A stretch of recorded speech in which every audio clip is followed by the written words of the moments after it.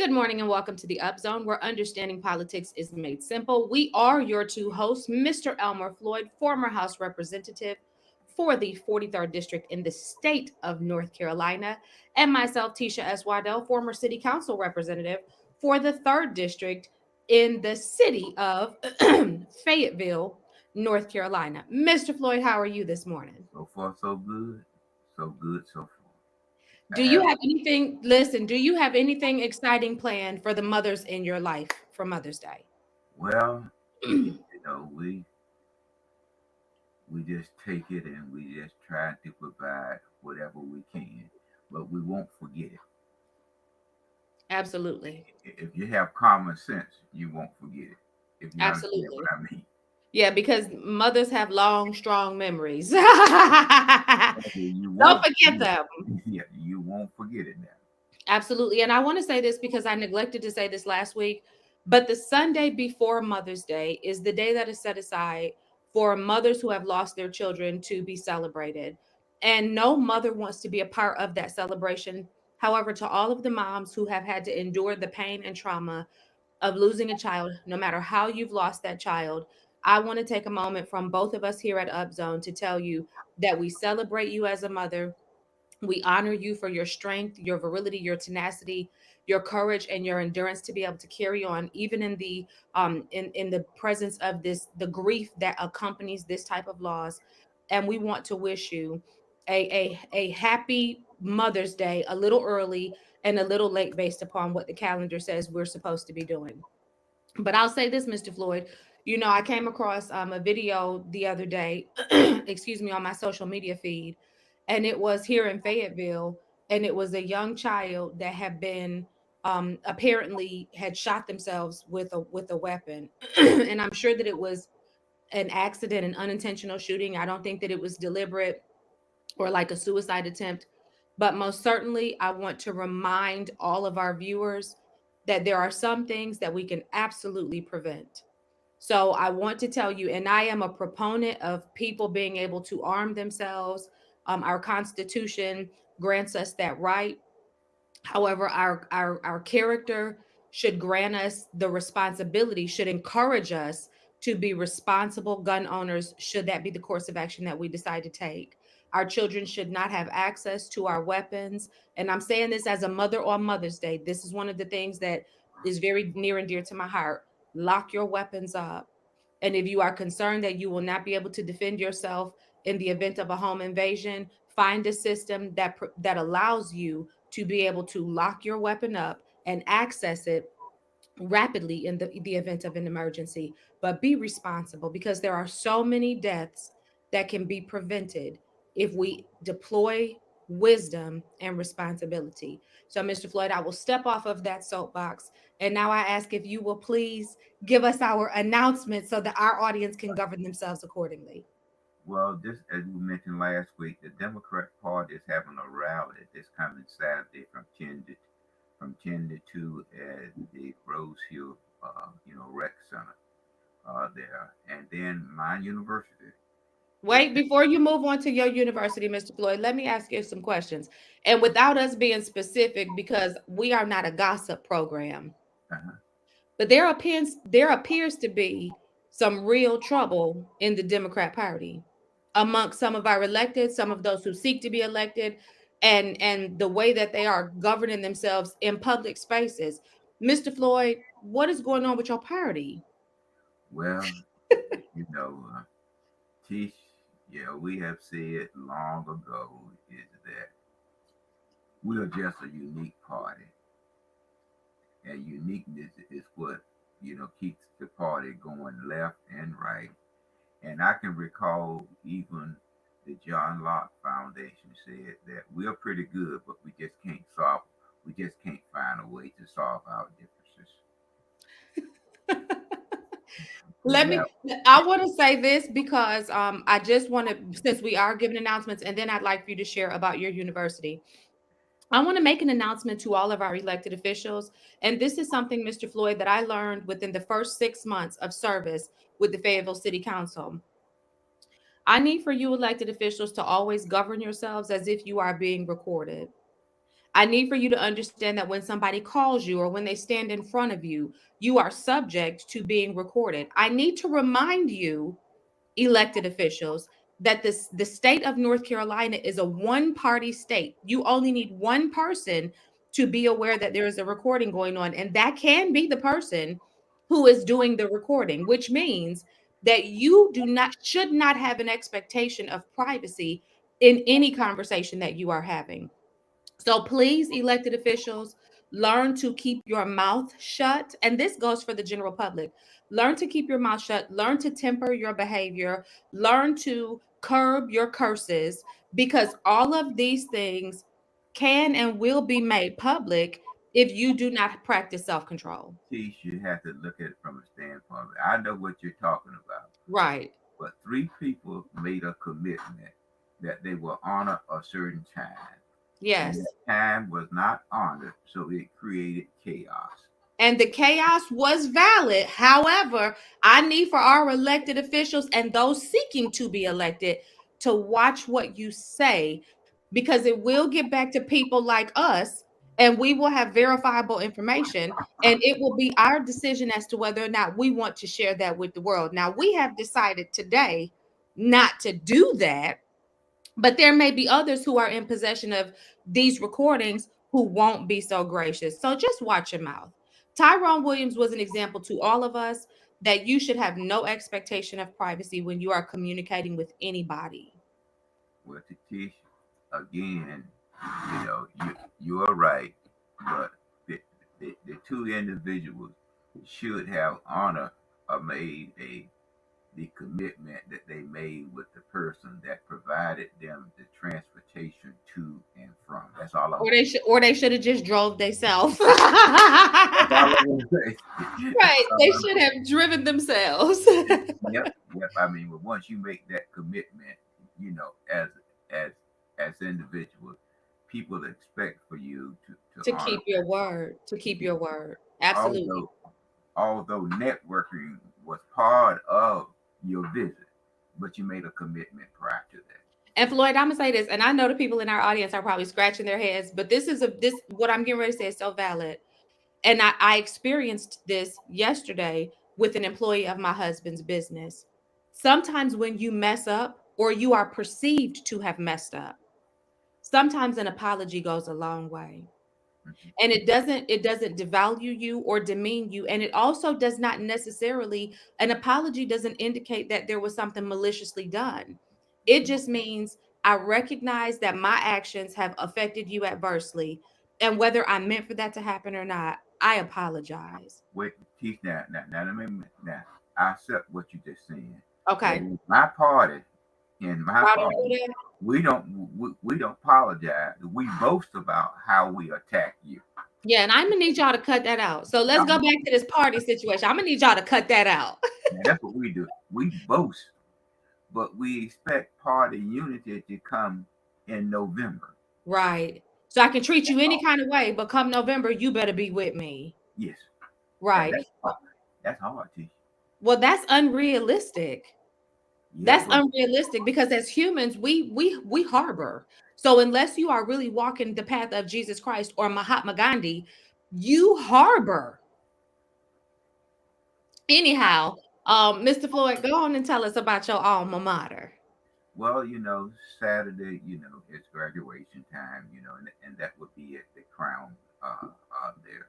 And I think rehearsal is at 8:30, and I think the graduation time is around 11. I'm not sure of that, but I do know that it's this coming Saturday.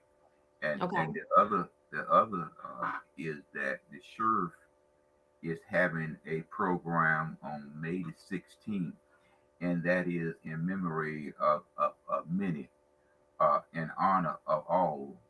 That is for first responders. Can you invite him to come on and share that with us next week? I'd like for him to come and talk about that. That's that's gonna be sort of hard because the program is 8:15. No, no, no. What I'm saying is today is the ninth, right? Yes, Oh, I see what you're saying because he'll be otherwise occupied. you know I'm he with you now. I see what today is. I see the error of my way. yeah see, so also he had asked that I bring, some remarks. So I make love that. so since I am a veteran, well, he just sent me the invitation and called me and sent me a summons, so I'll be there.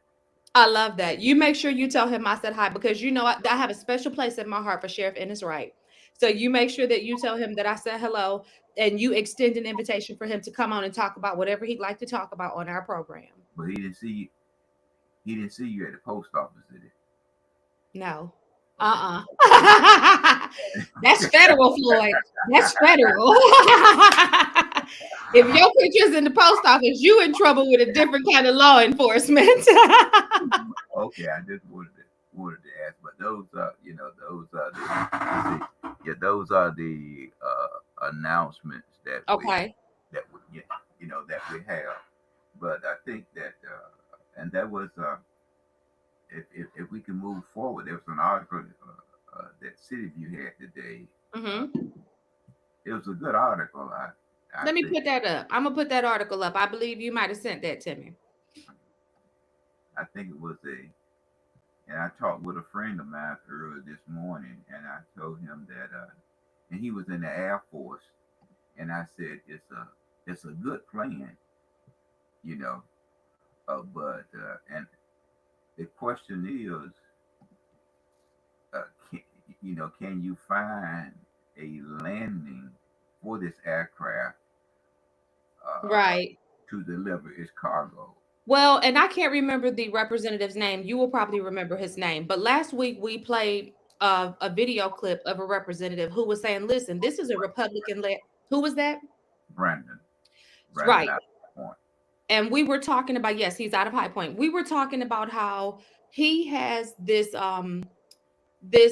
this realistic understanding of the fact that this is a Republican led House and Senate.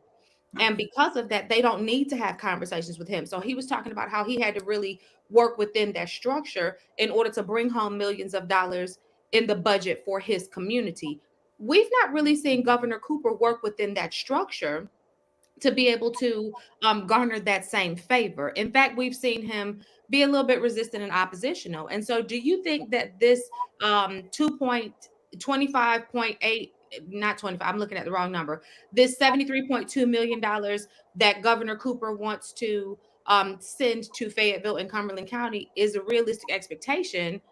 Give or this, I'm sorry, excuse me, 80.2 million is a realistic expectation given all the political factors at play. Teach, let me, one thing that it's good propaganda. Let me say that first. It's good propaganda. You almost made me spit my coffee out, Floyd. That's what, and that's what we need going into the An election cycle yeah is we in need people class thinking that there's hope, there's a possibility. that teach there is not a possibility because this year this short session is for not additional per se. It's for Right. tweaking. It's for You know, tweaking. Floyd, I'm gonna tell you this, and this just popped in my head, but I'm gonna tell you, hope died for the Democratic Party after the first the first cycle of administration with the Obamas. That was the end of hope for the Democratic Party. He ushered in this wave of hope, right? Hope, hope, hope. And after his first term, that just fizzled right out and died for the Democratic Party. You guys need somebody who can reinvigorate your party the way that Obama did when he ran for office. And I don't, I believe that there were several factors that played a part in that. But most certainly, Governor Cooper with this $83.2 million is not inspiring hope unless you don't understand the way that this rolls. But if you've been watching this podcast for any length of time, you know how this goes. Well, Tish, first of all, you have to look at it from a standpoint of view, as we mentioned. The short session is simply the tweak. Now, it was understandable that there's $1.4 billion surplus. Hmm. And we talked about it on this program that With the Speaker of the House. opportune, yeah, well, opportune scholarships and child care is going to be the number two thing that Oh, this because they are going to fund those opportunity scholarships. They're yeah, going to do that. because that is where the Republicans are garnering their favor, even with the Black community. Because when we have an listen, Democrats, y'all better take a page out of their playbook. Because if you start taking care of the middle class and the poor Black people, you are going to court. And when I say poor Black, I don't mean the people who need all these welfare provisions. That is those things are already in place. I'm talking about poor Black as in like me and you, Mr. Floyd. Like we are making it off of the sweat of our brow, but we don't have a whole lot extra to be able to play a whole lot of games with. We are trying to do the best for our families that we can with what we have. And we recognize that we don't need a handout, but we want some of our tax money back so that we can do the things that we find important. Educating our children in a safe and sound environment is important. So they are going to fully fund these opportunity scholarships because that is gaining them favor with people like us. Well, Tish, right now the Senate have already sent over 4 points. I think it's $4.63 million to Opportunity Scholarship, Hmm. and they was only asking for 300 million. Okay, Listen, and they're they going to keep every time they find a little bit extra, they're going to put it over there, put it over there, put it over there. they did. They gave it about 163 million, whatever it is, more than what they asked for. So Right, from the 1.4 billion and what child care is going to be, there's not going to be a lot of money left over. And right. the executive branch know that this request Is a has flop. the survival of a snowball below for 24 hours. If you understand, below for Absolutely, 24 hours. absolutely. Let me say this, Mr. Floyd. Also, when we look at this, what's on the screen, we see that he's looking for a $2.5 million bond to be put before the citizens of of our state for building schools in North Carolina. We often talk about the fact that there are how many school districts in North Carolina? There's 115 school districts with one more going to occur soon, and that's Nash County and Edgecombe County. So what we can infer from that is the Cumberland County schools cannot be the only out of 115, soon to be 116 school designations that school boards that need funding for aging infrastructure, right? Yes, So out of $2.5 billion, we are to believe that almost less than a fourth of this, almost a fourth of this $2.5 billion is supposed to go just to Cumberland County. it won't happen, Tish. So It that's out of 116 schools. We are supposed to get the lion's share from a it governor who to a Democratic county with a Republican legislature.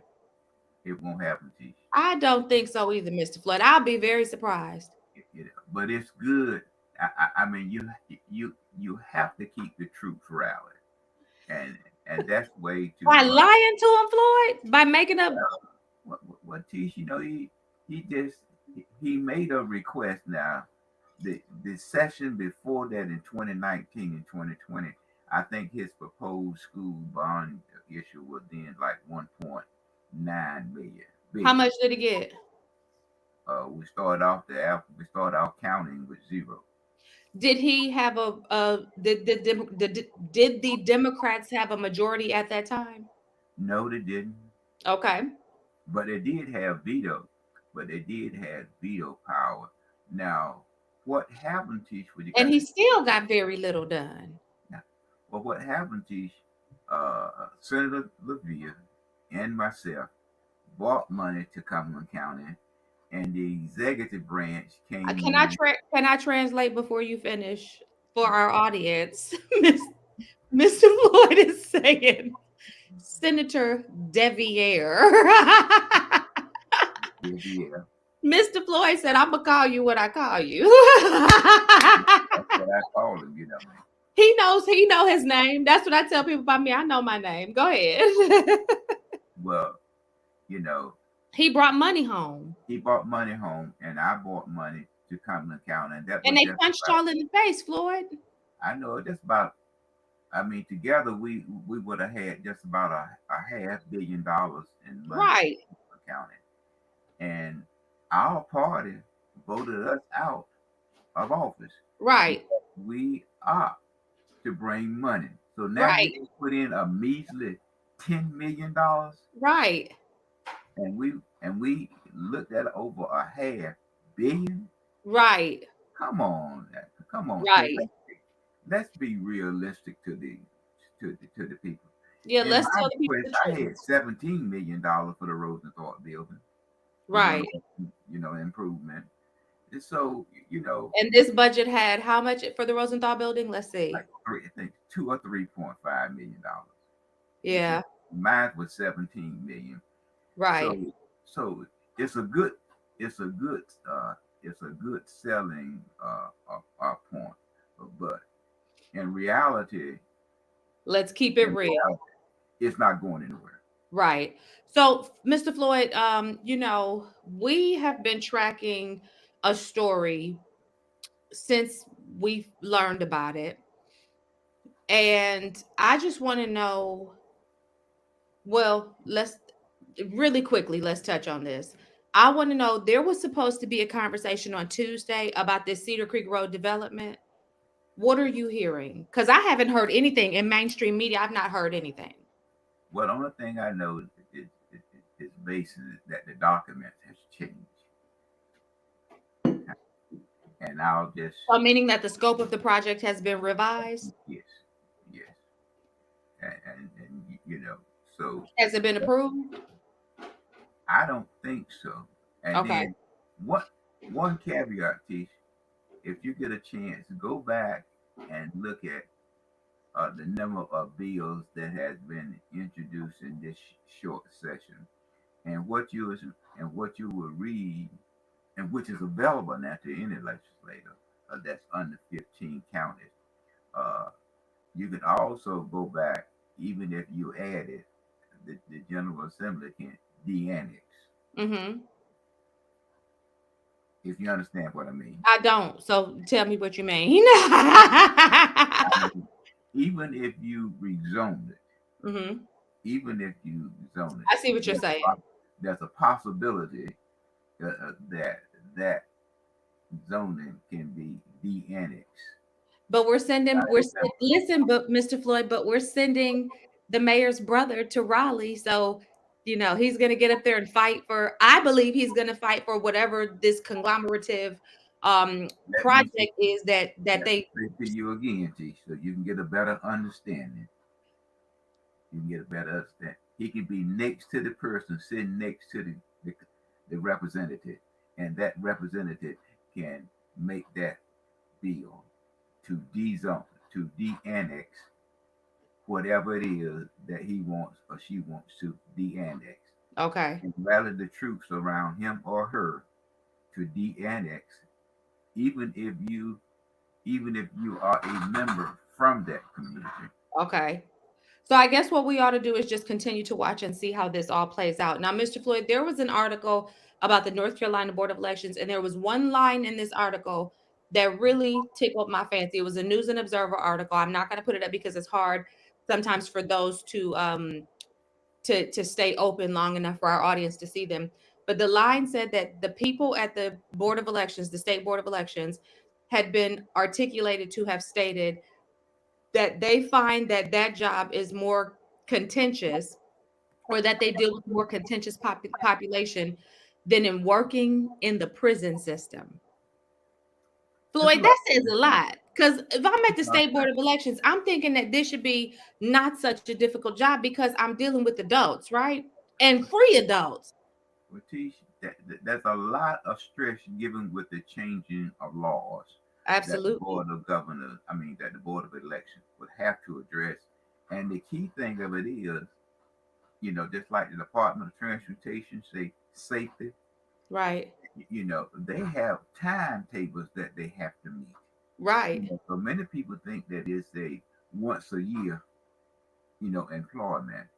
But if you look at it, they must make sure that all voters are recorded and recorded Mhm. properly, and they Because must it's make not just sure the election, it's what leads up that to a successful election. the changes that is made by the General Assembly, that they have to accommodate within that window of time.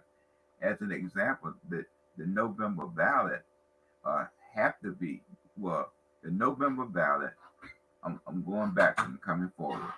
Just like in the Cumberland County school system wants to put on the ballot the money to assist for building the Smith School, Mm-hmm. it need to be ready within 120 days of November the 5th. Mm-hmm. Okay. So it can go on the ballot. On the ballot. On the ballot. See, so that means that has to be in place. And then Right. again, every person's name must be printed. You must double check the the ballot to make sure that you don't have Right. over or under.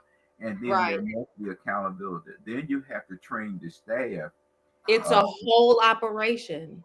you got to find the staff too down now, and train them.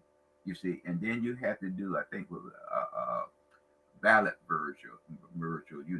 If a person hadn't voted in 4 or 5 elections or whatever, Right. you see, so you have to do all of this stuff, and then meet with the public and have open meetings. So that, Right. but the thing, the thing of it is, the way that the statute is written is that the person of the board of election can make $12 an hour, no less than $25,000 a year, No less than or no more than. starting at Okay. 25, starting Yeah.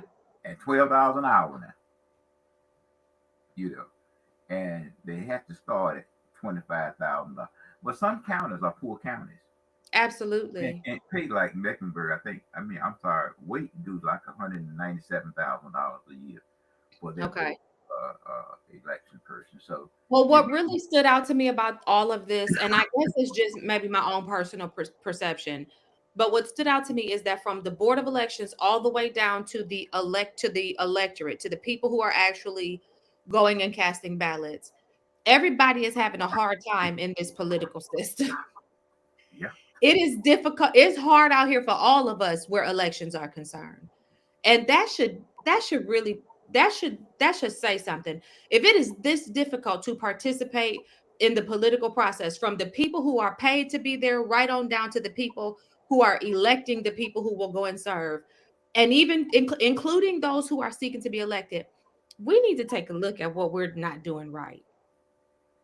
well, Tish, when you look at it, and there was a new thing that we talked about on our program, where where they have observers. Those observers have to be vetted also. You know, Right. there. But these observers and that's by statute. Can walk around in the polling site Right. like they own the polling site. So Right. so that's another responsibility that they have. But the Right. thing that I found out about the election process, it's hard to figure out on a given day who is in charge of that polling site, and that's a responsibility too of the board of election. Is that, for instance, we have 74, 77 precincts. Mhm. That means that you have to have 77 person that's in charge of those precincts. Right. And then it sometimes it's hard to figure out who's in charge Right. because of And different. Mr. Floyd, I mean, I guess we just need to, and I always refer back. I was telling my family this week, the only thing I really have to give people is Jesus Christ and Him crucified. So I always take it back to the word. I guess that's why we're supposed to be submitting these things in prayer, because that's the only thing that's going to help this process at this point. Well, you know, again, the things said that my grandson used to tell me when he was going, if you don't work, you don't eat. Don't eat. Yeah, I mean that was his favorite thing saying growing up. So there's some work that has to be done. But then again, sometimes we get comfortable. You And know, I think that's it. We're comfortable being so uncomfortable. Speaking of so uncomfortable, you said something to me today, and I was like, I don't agree with that. You said that you feel like Rosehill Road should be expanded to 4 lanes, and the reason you said that, you said from 401 down to Stacy Weaver should be 4 lanes, and you said you brought this up because we were talking about the new improvements that they're doing along the Rosehill Road, that stretch of Rosehill Road. They're putting in some roundabouts. Now, Mr. Floyd, I'm gonna tell you this. My understanding while I was in office was the roundabout was supposed to be at Tamarack, and it was to help ease the flow of being able to make a left or right turn at Tamarack. We don't have them problems on my street. So the fact that we are now getting these roundabouts and you're talking about it should be 4 lanes, I'm scratching my head thinking, why? Why should that happen? Well, well, Tish, the Department of Transportation would say to you each time, safety. And they talked about the number of collisions that y'all had on Rosehill Road, and it was about 400 and some more collisions, and most of them, Tish, was reunion. But these are, listen, and my child is now she's in the statistics, but it's not because of the size of the road. It's because people are not this just like okay. Let me say this. I'm gonna Yeah, say this, and then I'm not gonna but argue about it. tell me, Tish, they have 20,000 cars travel that road every day, and it's not a safety problem. Floyd, you just making up numbers. I mean, in 2016, they had 16,000.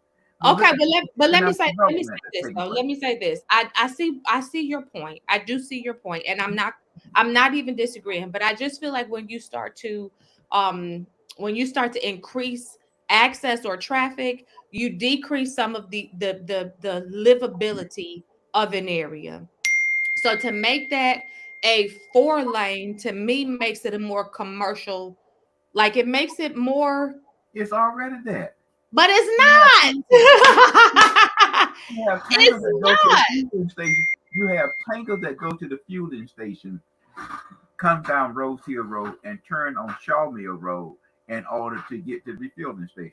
I want the same concessions that they have on Murchison Road. I don't want the tankers to be able to come down Rosehill Road.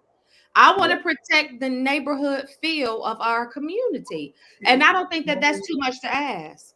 no, it's already there. A roundabout is good. I We remember, hate I you hate know, these roundabouts.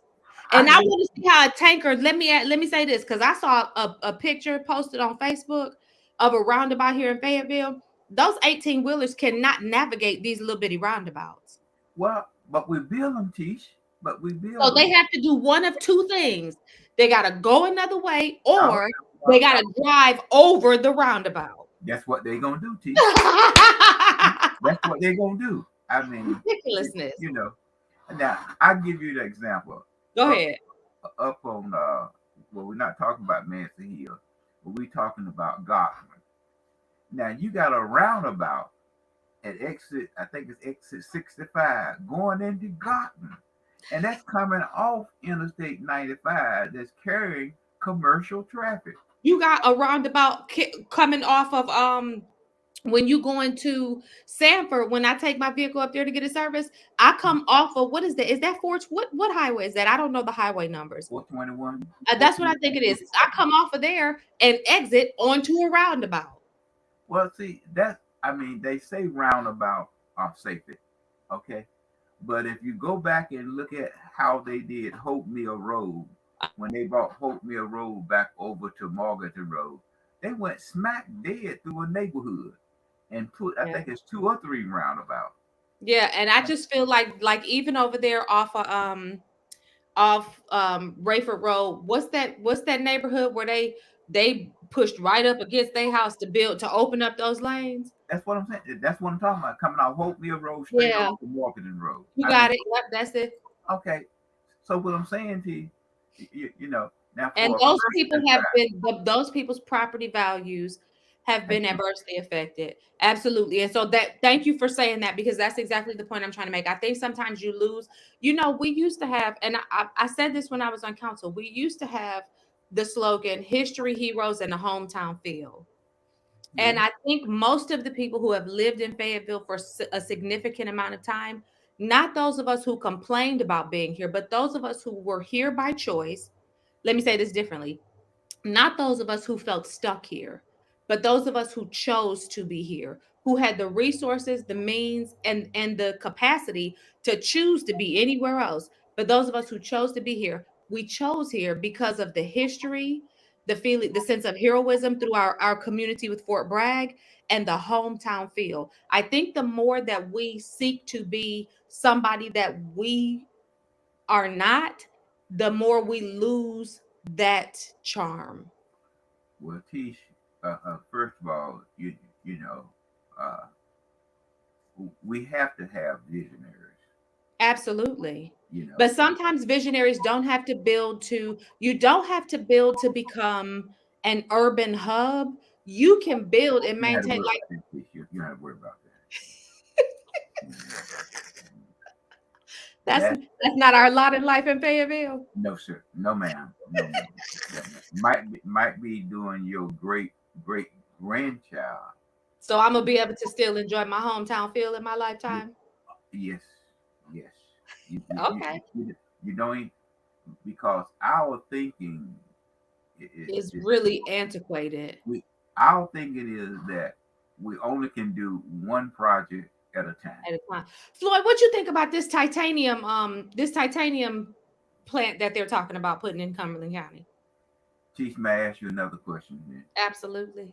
and I know you read a lot, and I you try. look at all of the economic development that's taking place up in the Raleigh, Chatman, you, area. Now, one thing that development requires is water, cheaper utility, and access to get the goods and services to the market. And I leave you with it. Okay, let me ask you another question on that note. So we also saw recently, and I had to send her a text message because I think that it's a different level of thinking. We saw that City Councilwoman Brenda McNair is pushing this initiative for a water theme park in Cumberland County, which has been floated a couple of times. And so I sent her a text and I said, I think that that's a good idea because what it demonstrates is that you are looking to increase our revenue by driving people into our community versus by taxing the citizens, right? I don't know how far it will go, but I think that it is a forward thinking concept. What did What you do you say? think about that? You mentioned one key word. What's that H2O you mentioned?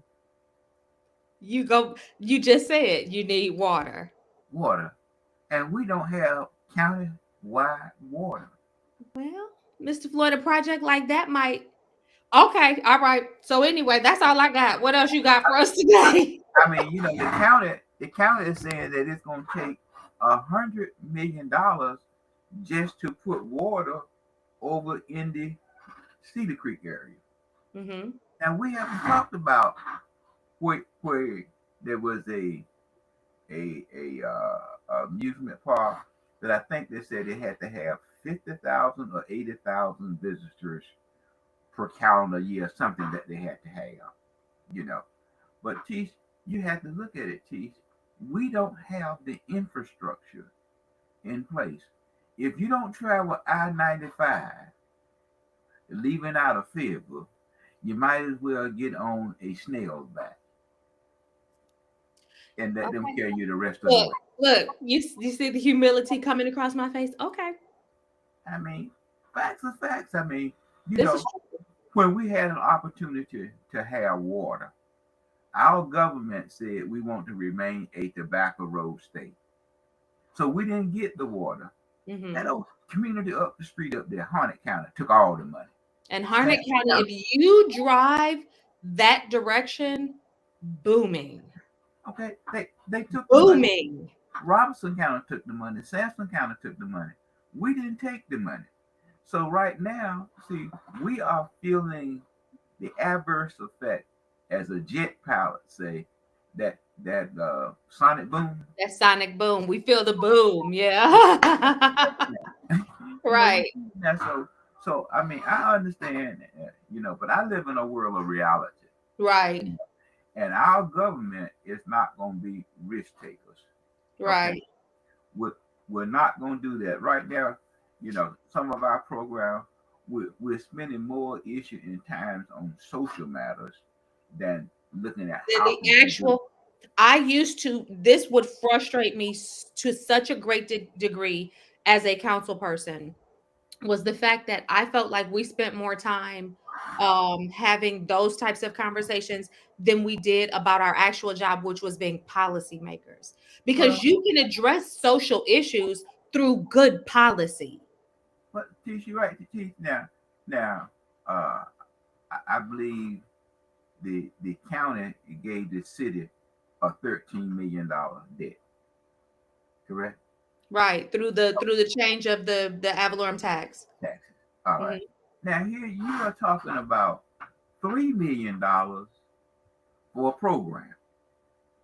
So you mean to tell me I'm already $13 million that I got to find out how I'm gonna get from the taxpayer? Now you want me to put another $3 million on top of that, to make it $16 million. Right. Now you're saying that And I you got know, Mr. Floyd, I'm glad you just said that because while I think that, programs are often, creative and interesting, this body often forgets that they are policymakers. They're not program creators, they're policymakers. yeah, And if you create policy, you make room for other entities and agencies to develop programs around your policy.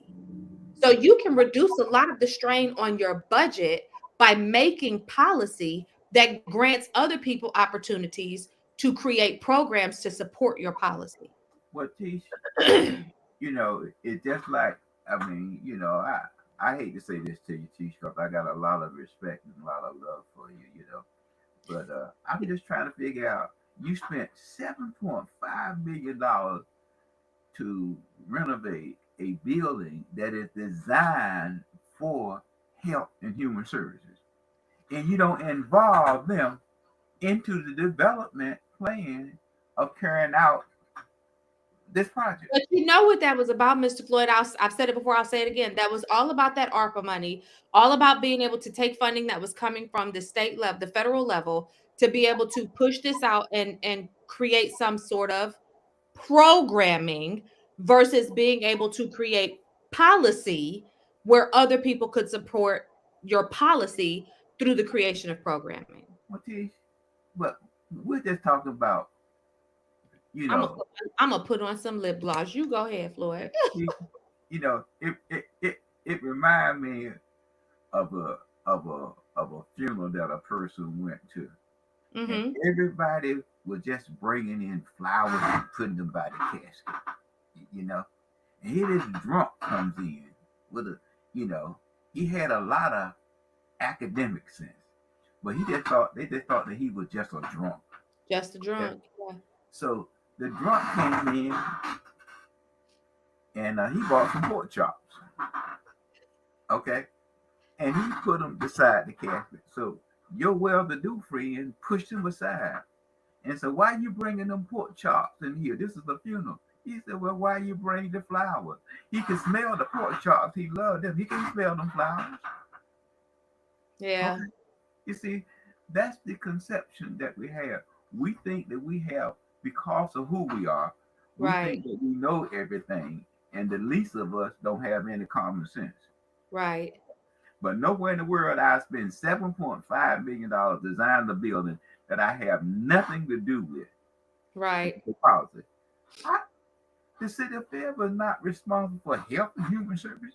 But it might be, listen, let me say this. It might have been a smart move because if this goes under, now that building's been renovated and the city can now, and it's been renovated with, you know, grant dollars. So now maybe they can turn around and But Teach, now come on now, Teach. Now you go back and ask I the know, same Floyd. people, I'm and just thinking same outside people, the box. Teach. You ask the same people, and the people are so nice to you. Tell us what you need, Teach. I also saw, Mr. Floyd, that the population of the homeless community decreased in Cumberland County. That's what I'm saying, I Teach. saw an article that indicated that. So yeah. So there's Okay. that. But maybe So that's because we're busing them to now, it may be that we are a a trip. while you're gonna do like Raleigh. Raleigh said that we're gonna set up $5 million to provide financial assistance to individuals that are homeless to help them, find shelter. What Hmm. all that's good, Teach, but you don't have the money that Wake County has. Okay, Right. you don't have that, and so if this factory going forward and we're about to close, come to Cumberland County, where's the workforce? Right. That's always what I go back to. Mr. Floyd, let me say this because I don't want to, I'm not trying to beat up on our city and I know you aren't either. So let me ask you this. What piece of beautiful advice would you like to leave our audience with today as we begin to wrap up our program?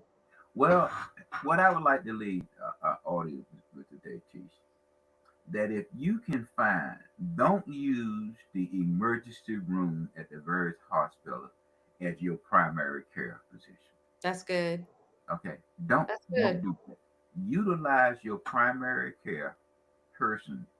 Get some Medicaid, Medicare, so you can make sure that you stay healthy and strong. Because when you go to the emergency room, it's a wait process. And if you Good. don't have between 6 to 10 hours, then please do not use the emergency room as your primary care physician. Yeah. You're gonna get frustrated. Every single time. And my final thoughts would be if you want to know true joy, if you want to experience real freedom and you don't know how, and you're looking for something to help you make sense of all of the nonsense that's out here in these streets, send me a message and I will share with you what has helped me. Because I believe, Mr. Floyd, that it is our responsibility to help people navigate life here and be able to know what's truly important. So even as we share with you what's going on in terms of the political landscape, I know the truth. I have a firm grasp, and Mr. Floyd, you do too. We have a firm grasp on the truth, and we recognize that it is that truth that gives us freedom. Well, that's true too, Tees. And as we exit, I just like to see people not look at individuals because of how they see them. Hmm. Okay, how they see them. I don't care how you, when you go to this world and you apply for various opportunities, one thing that they look at, do you have experience? Right, Do you have experience? right, You know, but and so many times in our community, we look at the process of how well we like you, right, not whether or not you can deliver the right, product. And I wish that people, as they go to the poll and vote in November, look at who are able to deliver and be an Amazon to you. absolutely. Mr. Floyd, aren't you glad we're likable? Well, I hope so, Tish. But We you got are. so many.